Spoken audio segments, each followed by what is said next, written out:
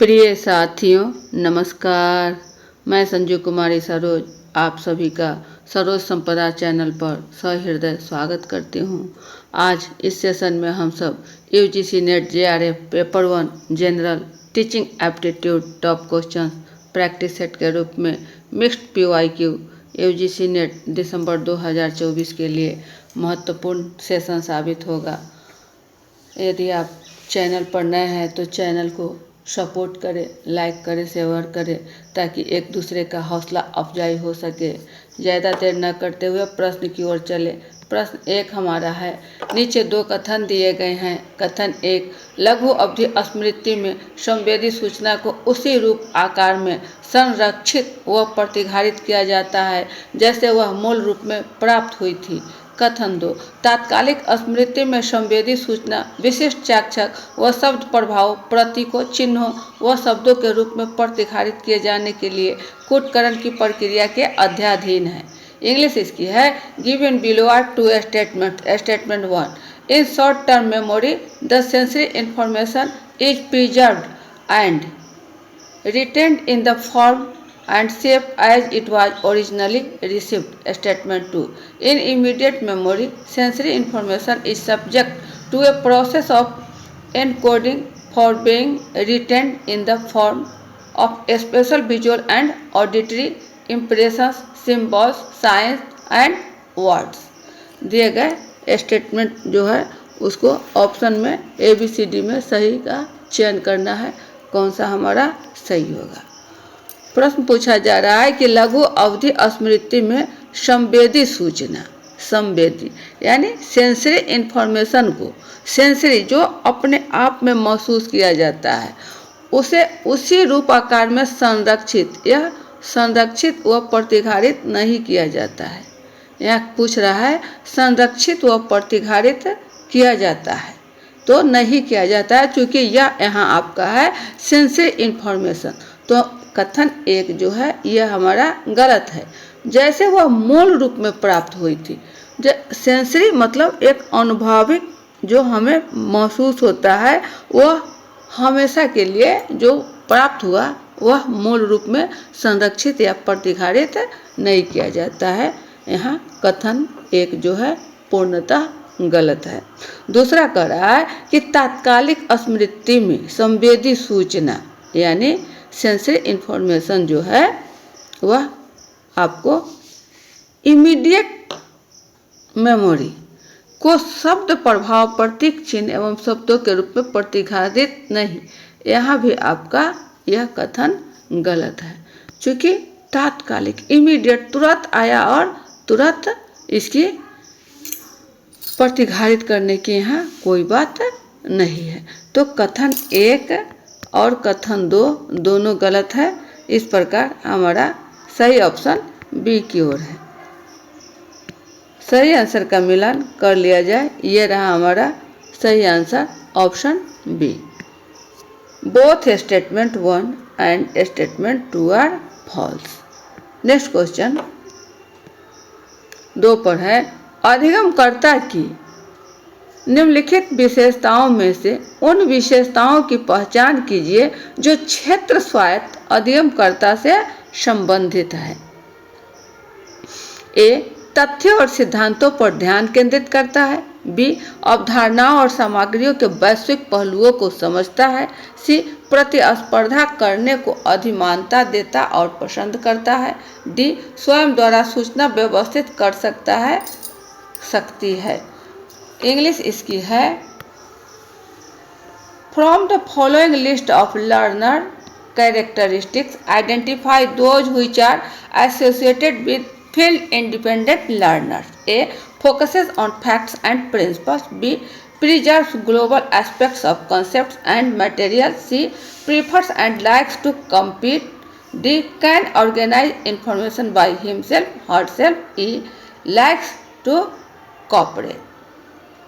कोई 3 स्टेटमेंट को चयन करना है ABCD E से। तो सही विकल्प हमारा क्या होगा?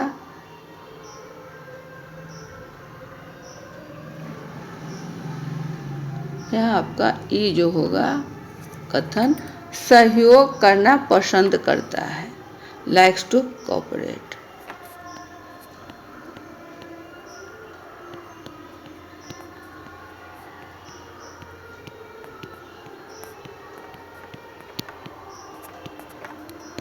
पसंद करता है। चलिए, तो कोई 3 कथन यानी प्रश्न पूछ रहा है क्षेत्र स्वायत्त। प्रश्न हमारा है कि क्षेत्र स्वायत्त, क्षेत्र स्वायत्त यानी आपका फील्ड इंडिपेंडेंट।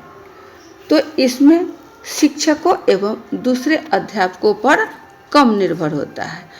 जो लर्नर है वह शिक्षक या अन्य शिक्षकों पर कम निर्भर है, लेकिन कम है। यहाँ आपको क्षेत्र स्वायत्त से मतलब है आसपास का क्षेत्र, आसपास का क्षेत्र जहाँ स्वसंचित परिस्थिति में काम करना पसंद करते हैं। स्वसंचित क्षेत्र, यहाँ आपसे स्पर्धा के लिए तथ्य एवं सिद्धांत आधारित ज्ञान निर्भर होते हैं। सिद्धांत आधारित,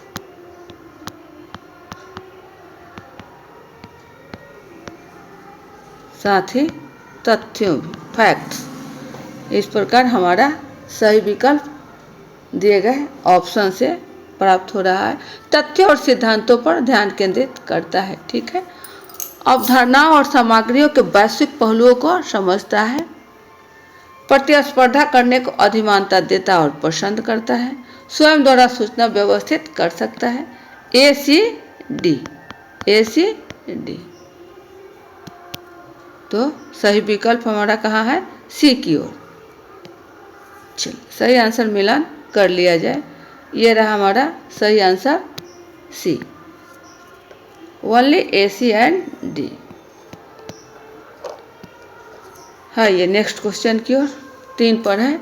नीचे दी गई सूची में किसी प्रभावी शिक्षक की शैली संबंधित प्रवीणताएं कौन सी मानी जाती है? ए, व्यवस्थित व्यवहार जिसका अर्थ है क्रमानुसार स्पष्ट और नियंत्रण अधीन होना। बी, साक्षरता जिसका अर्थ है सामान्य तथा वाचन और लेखन में कुशलता। सी, आत्मसामर्थ्य जिसका तात्पर्य है किसी व्यक्ति की किसी कार्य को निष्पादित करने की आत्मप्रत्यक्षीकृत क्षमता। डी, नम्यता जिसका अर्थ है संवेदनशील और मृदु होना। ई, मूल्यांकन और फीडबैक प्रदान करना। ये 5 कथनों से कोई 2 कथन को सेलेक्ट करना है दिए गए ऑप्शन से। प्रश्न पूछा जा रहा है कि प्रभावी शिक्षक की शैली, प्रभावी शिक्षक की शैली, ये आपका शैली के संदर्भ में है। इंग्लिश इसकी देख लिया जाए। Which of the following are said to be style-related competencies of an effective teacher? A, organize the manner, which means being orderly, clear and in control. B, literacy, which implies general knowledge as well as good at reading and writing. C, self-efficiency, which refers to a person's self-perceived capacity to perform a task. D, Phillips ability, which means being sensitive. And E, evaluating and providing feedback. इसमें सही विकल्प का चयन करना है।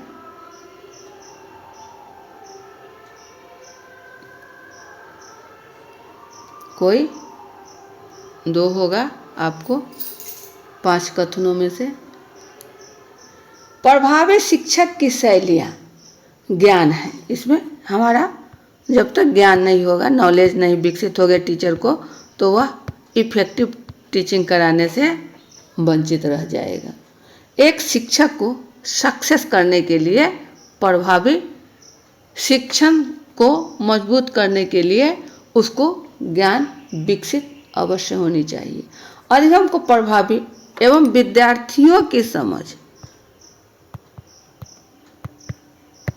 विद्यार्थियों की समझ स्तर को बढ़ाने के लिए सबसे पहले जो पहलू अनिवार्य है वह है शिक्षक की शैली। यह शैली होती है। प्रभावी शिक्षक की जो प्रवीणताएं हैं उसमें आपका व्यवस्थित व्यवहार, सिस्टमैटिक बिहेवियर, इसके अंतर्गत आपका आ जाएगा कर्मानुसार,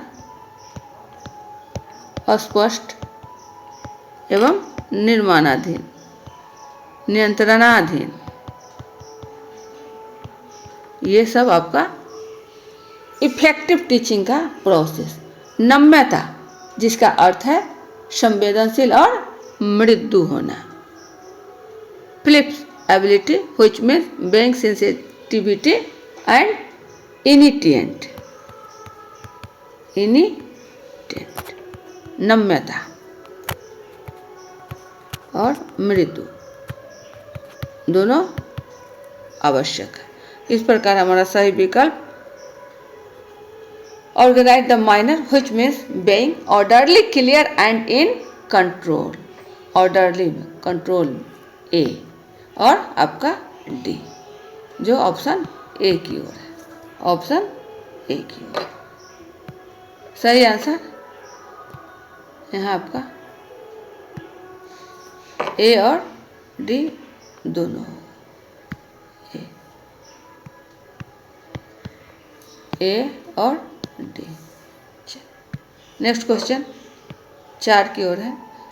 कक्षा में अभिप्रेरणात्मक वातावरण में अभिवृद्धि के उपाय निम्नलिखित में से कौन से हैं?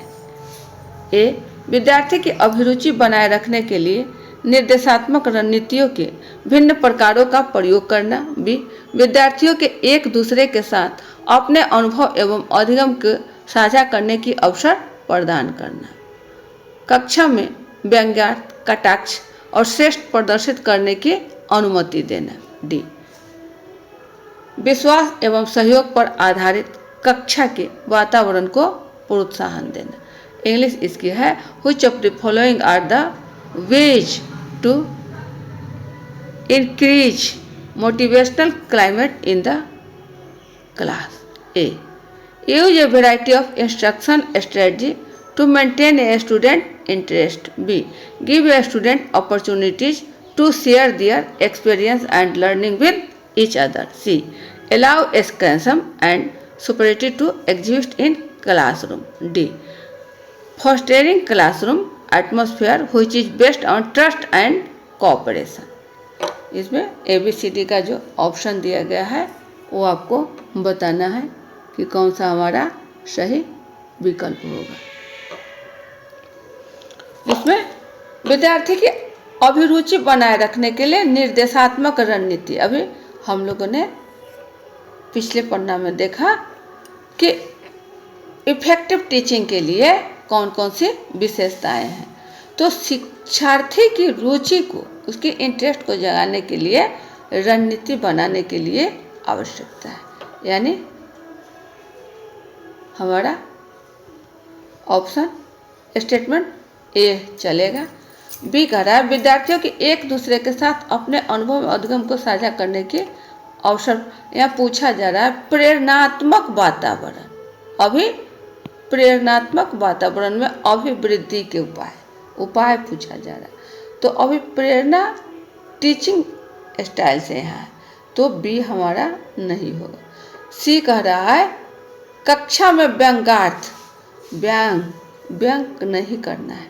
छात्र किसी भी समुदाय से हो, किसी भी प्रकार का हो, व्यंग या कटाक्ष इन शब्दों का प्रयोग कदापि नहीं होना चाहिए।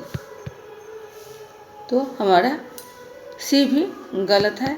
इस प्रकार डी देखा जाए विश्वास एवं सहयोग पर आधारित कक्षा के वातावरण को प्रोत्साहन देना। डी बिल्कुल सही है, no doubt. A and D, A and D, लेकिन ए एंड डी आपको नहीं है, बी भी है। विद्यार्थियों के एक दूसरे के साथ अपने अनुभव एवं अधिगम को साझा। चूँकि प्रेरणा लेने की यहाँ बातें हैं तो अनुभव एवं अधिगम भी आवश्यक है। यहाँ आपका बी भी सही होगा, A B and D, A B and D. इस प्रकार ऑप्शन आपको सी की ओर है, सी की ओर है। सिर्फ यहाँ कटाक्ष या व्यंग वाली बातें नहीं होना चाहिए। यदि सी को कैंसिल किया जाता है तो already A B and D हमारा जो ए बी डी जो हमारा एक ही में है, A C and D. B cancel करने पर option B, A B and D, ये रहा आपका ऑप्शन सी, ऑप्शन सी। चलिए ऑप्शन हमारा सी की ओर है। सही आंसर ये रहा ए बी एंड डी।